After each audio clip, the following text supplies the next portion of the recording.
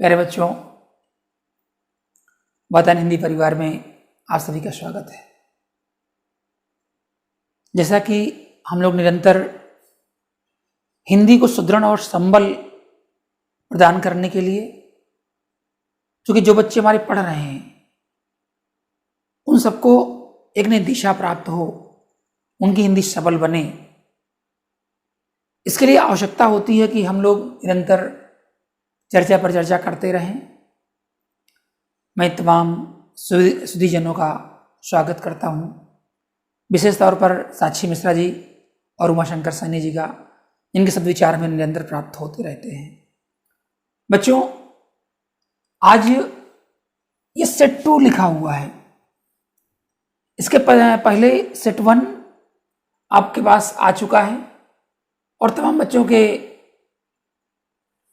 Phone calls आए, इनमें चर्चा पर चर्चा हुई कि और भी हमें ऐसे शब्द दिए जाएं। बच्चों, अनेक शब्दों के स्थान पर एक शब्द, जैसा कि हम लगातार पढ़ रहे हैं, इसे हम वाक्यांश भी बोलते हैं, वाक्यांश। और इसका ये दूसरा भाग है, जो बड़े ही महत्वपूर्ण थे, वो प्रथम भाग में आए। अगर आप लोग की इच्छा होगी, आप लोग कमेंट आएंगे, तो फिर हम लेकर के एक तीसरा भाग उपस्थित होंगे, क्योंकि आगे आने वाली बहुत सारी परीक्षाएं हैं और जो परीक्षाओं के दृष्टि से महत्वपूर्ण हैं, उन दोनों का सम्मिलन हम यहां पर लेकर के आ रहे हैं। बच्चों, देखते हैं। पहले लिखा हुआ है कि जिसके पास कुछ ना हो, कुछ ना हो, उसको हम, जहां तक मेरे विचार में होता है कि वो दरिद्र होता है, दरिद्र बोलते रहते हैं, लेकिन उसको हम कहते हैं अकिंचन। क्या कहते हैं? अकिंचन, जिसके पास कुछ ना हो। एक बात ध्यान रखिएगा, एक प्रश्न यह बन सकता है कि अकिंचन मीन्स क्या होगा, अकिंचन का अर्थ क्या होगा? तो जिसके पास कुछ ना हो, जिसके पास कुछ ना हो उसे क्या कहते हैं? एक शब्द में उसे अकिंचन कहते हैं। आपको ये देखना है कि इधर का जो एक ही शब्द में अगर वो बात पूछी जा रही है, अनेक शब्दों का, इसीलिए लिखा जाता है अनेक शब्दों के स्थान पर एक शब्द, केवल एक शब्द। जिसके पास कुछ ना हो, अकिंचन हो गया, बहुत काम करने वाला। अब बहुत काम करने वाला क्या हुआ? कर्मठ। दूसरा सवाल हुआ, कर्मठ किसे कहते हैं? बहुत काम करने वाले को, जो बहुत काम करता है उसको कर्मठ कहते हैं। दूसरा देखें, क्षमा किए जाने योग्य, क्षम्य होता है बच्चों, और दूसरा होता है अक्षम्य, जिसे क्षमा ना किया जा सके। गोद लिया हुआ पुत्र, यह कहलाता है दत्तक। दत्तक, जिसके पुत्र नहीं होता है, गोद लिया जाता है, हम सारे लोग जानते हैं, ऐसे पुत्र को हम दत्तक कहते हैं। अनुचित बात के लिए आग्रह, बच्चों ये होता है दुराग्रह, इसमें दुर उपसर्ग जुड़ा हुआ है। दुर क्या है? उपसर्ग है। आप इस बात को समझेंगे कि कई शब्द उपसर्ग और प्रत्यय से मिलकर के बनते हैं। यहां पर आग्रह तो है, लेकिन किस बात के लिए है? बात है अनुचित, तो अनुचित हो गई तो दुराग्रह हो गया, संधि के साथ जुड़ा हुआ ही है। जो तोला मापा जा सके, ध्यान रखिएगा, तोला मापा जा सके, तोला मापा ना जा सके। तोला मापा जा सकता है तो हो जाएगा परिमेय, परिमेय हो जाता है। आपने कई बार देखा है कि जो ईश्वर को मानता है तो आस्तिक हो गया, ईश्वर को नहीं मानता है नास्तिक हो गया। कई बार आता है बच्चों। जो मद्यपान करने का आदी हो, मद्यपान, अब इसको हम समझ रहे होंगे शायद शराबी, लेकिन ध्यान रखिएगा ये मुख्य हो जाता है मद्यप। अब क्यों हो जाता है? मद्य, मद शराब हो गई और पा धातु लगी है, शब्द हो गया पा, मीन्स होता है पीना, पीना, तो पा धातु से आपका हो गया पीना, तो यहां पर हो जाएगा मद्यप। जहां कोई समझ में बात नहीं आ रही है, कोई असुविधा हो रही है, तो आप कमेंट करके अपनी बात को, अपनी जानकारी को दे सकते हैं, शेयर कर सकते हैं, जिससे कि आपको सही उत्तर दिया जा सके। कहीं कोई संदेह की स्थिति है, फिर भी मेरा प्रयास है कि आपको स्थिति ऐसी ना बने, फिर भी कहीं ऐसा लगता है तो बच्चों आप कर सकते हो। युद्ध करने की प्रबल इच्छा, युत्सा। युत्सा किसे कहते हैं? युद्ध करने की प्रबल इच्छा। युद्ध करना चाह रहे हैं तो युत्सा हो गया। इस लोक से संबंध रखने वाला बच्चों वो होता है लौकिक, लोक माने संसार, लोक का अर्थ ही होता है संसार, संसार। अब इस लोक से संसार है, और इसी को अगर हम अन्य लोक में ले जाते हैं तो उसको बोलते हैं अलौकिक या पारलौकिक। जो ईश्वर से संबंध हो जाता है वह अलौकिक हो जाता है। बोले अलौकिक शक्तियां वहां पर है। आकाश को चूमने वाला गगनचुंबी, गगनचुंबी क्या है? आकाश को चूमने वाला। अगला देखें बच्चों, जंगल में लगने वाली आग दावानल, क्या होती है? दावानल। जंगल में, अगर वो आग जंगल में लगती है तो समुद्र में लगती है तो बच्चों वो हो जाती है बड़वानल। और अगर पेट की आग, पेट में जो भी हम भोजन लेते हैं वह डाइजेस्ट होता है, भोजन हमारा पचता है, तो उसे हम कहते हैं जठरानल या जठराग्नि। जठरानल या जठराग्नि, दावानल या दावाग्नि, बड़वानल या बड़वाग्नि। ये तीनों अलग अलग आग होती हैं और बड़ा इंपॉर्टेंट है, इसको आप इंपॉर्टेंट में टिक कर लीजिएगा। अगला है जो युद्ध में स्थिर रहता हो बच्चों, वह होता है युधिष्ठिर। क्या होता है? युधिष्ठिर। युधिष्ठिर का अर्थ क्या होता है? अब एक दे दिया गया कि युधिष्ठिर का अर्थ क्या है, तो नीचे हो जाएगा जो युद्ध में स्थिर रहता है।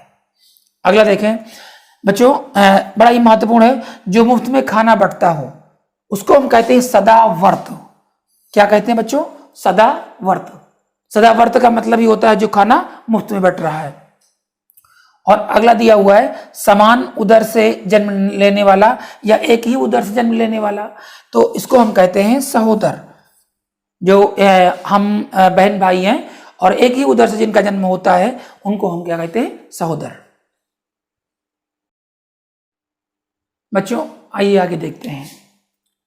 अगला लिखा हुआ है कि जिसे काटा ना जा सके, जिसे काटा ना जा सके वह क्या है? अकाट्य। अकाट्य क्या है?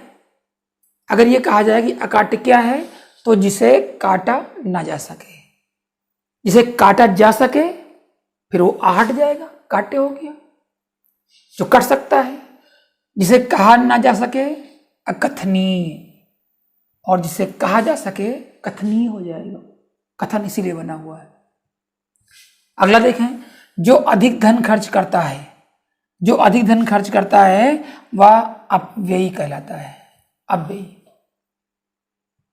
जिसकी तुलना ना हो सके बच्चों वो हो जाएगा अतुलनीय। क्या हो जाएगा? अतुलनीय। बड़ा इंपॉर्टेंट है, आप वेरी इंपॉर्टेंट टिक लगा लीजिए, कई बार आया हुआ है, ये कई परीक्षाओं में भी आया है। जिसे भुलाए ना जा सके अविस्मरणीय। विस्मरण देखें, मरण, विस्मरण, स्मरण, अविस्मरणीय का अर्थ ही होता है कि जिसे आप भुला नहीं पा रहे हैं। अविस्मरणीय क्या है? जिसे आप भुलाए न जा सके उसे अविस्मरणीय हो गया। बच्चों इसे समझना है कि ये अनेक शब्दों में उसकी व्याख्या दी गई है। अगर उसे एक शब्द में कहा जाए तो क्या कहा जा सकता है? जैसे जो पहले कभी ना हुआ हो वो होता है अभूतपूर्व। क्या होता है? अभूतपूर्व। अब अभूतपूर्व जैसे हम लोग चर्चा करते हैं अभूतपूर्व घटना हुई, तो अभूतपूर्व का अर्थ ही हो गया है कि इसके पहले ऐसा कभी नहीं हुआ है। वहां पर हम एक शब्द प्रयोग करते हैं अभूतपूर्व। जो बहुत क्रसकाय हो, क्रसकाय दुर्बल शरीर वाली बच्चों, उसको हम बोलते हैं तनवंगी। अब हमने पढ़ा है नौका विहार में, तनवंगी गंगा ग्रीष्म विरल। तनवंगी बहुत दुबली पतली कमजोर। ये क्रसकाय का अर्थ ही होता है जो बहुत ही कमजोर हो, उसे हम कहते हैं तनवंगी। बच्चों नायिकाएं तनवंगी होती हैं, आपने देखा इसमें, वहां पर गंगा को नायिका के रूप में चित्रित किया गया है। जिसकी कोई उपमा ना हो बच्चों वो होता है निरुपम। क्या होता है? जिसकी कोई उपमा ना हो, निरुपम। निरुपम क्या है? जिसकी कोई उपमा ना दी जा सके। अब उपमा नहीं दी जा सकती है तो वो निरुपम हो जाएगा। अगला दिया हुआ है दीवार पर बने हुए चित्र। बच्चों ये कहलाते हैं, बड़ा इंपॉर्टेंट है, और ये कहलाते हैं भित्ति चित्र। क्या कहला जाते हैं? भित्ति चित्र। अब भित्ति चित्र आप देख रहे हो तो वो दीवार पर बने हुए चित्र ही होते हैं जिनको हम भित्ति चित्र कहते हैं। जो भूखा हो, बुभुक्षु, ये बुभुक्षु, और तीनों में छोटे ऊ की मात्रा है, ध्यान रखेंगे। तीनों में क्या है बच्चों? छोटे ऊ की मात्रा है। अगला दिया हुआ है कि जो पर्वत की कन्या हो। अब हम जानते हैं कि भगवान शंकर जो पत्नी है उनका नाम क्या है? पार्वती है। अब इनका नाम पार्वती क्यों पड़ा? क्योंकि ये पर्वत की कन्या है, पार्वती कन्या है तो पार्वती नाम पड़ा है। इसी प्रकार से इन्होंने तप किया तो इनका नाम उमा पड़ा। ऐसा माँ मत करो, ऐसा मत करो, पार्वती का नाम क्या पड़ा? उमा पड़ गया। पार्वती कन्या होने के कारण क्या नाम पड़ा? पार्वती पड़ा। और इन्होंने सूखे पत्ते खाना शुरू कर दिया, तब इनका नाम अपर्णा पड़ा। उमा नाम तब भयऊ अपर्णा। तो बच्चों ये ध्यान रखना है कि जो हमने एक दिन और इसके पहले वाले भी सेट में चर्चा की थी कि जितने भी हमारे देवी देवता हैं उनके नाम के पीछे ना कोई कारण होता है, और उस शब्दों को आपको समझना है।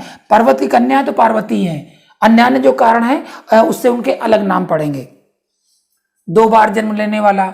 बच्चों द्विज, अब द्विज का अर्थ क्या होता है? हमारे यहाँ अगर आप देखेंगे तो ये दिया जाता है कि द्विज के आप 1 से अधिक अर्थ लिखिए, तो आपका क्या हो जाता है? आपका हो जाता है दांत। अब मेरा एक सवाल है कि दांत क्यों हो गया? क्योंकि दांत जो है वो 2 बार जन्म लेता है। द्विज द्विज द्विज द्वि 2 जा उत्पन्न होने वाला जो 2 बार जन्म होता है। अब ब्राह्मण को द्विज कहा जाता है। क्यों कहा जाता है? क्योंकि एक बार उसका जन्म होता है और दूसरा संस्कार के कारण उपनयन संस्कार होता है, उसके बाद ही वो द्विज कहलाता है। संस्कारों के कारण से जब उसका उपनयन संस्कार, जिसे हम साधारण बोलचाल की भाषा में जनेऊ बोलते हैं, तो उपनयन संस्कार के बाद ही उपनयन है, एक नयन नहीं, आपका उपनयन जो दूसरा हो गया, इसलिए आप वहां पर क्या होता है? आपका जन्म माना गया कि दोबारा हुआ है और आप द्विज कहलाता है।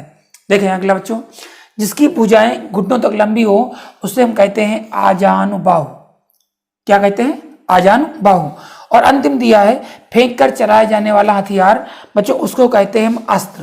ध्यान रखना, फेंक कर अगर चलाया जा रहा है तो वो कहलाएगा अस्त्र, लेकिन अगर हाथ से पकड़ कर चलाया जा रहा है तो वो कहलाएगा शस्त्र। यही अस्त्र और शस्त्र में अंतर होता है।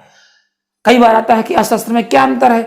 तो अस्त्र में अंतर होता है कि अगर वो फेंक कर चलाया जा रहा है तो फिर वो अस्त्र हो जाएगा, और हाथ से चलाया जा रहा है, पकड़ करके हाथ में ही रहेगा हथियार, तो वो कहलाता है शस्त्र।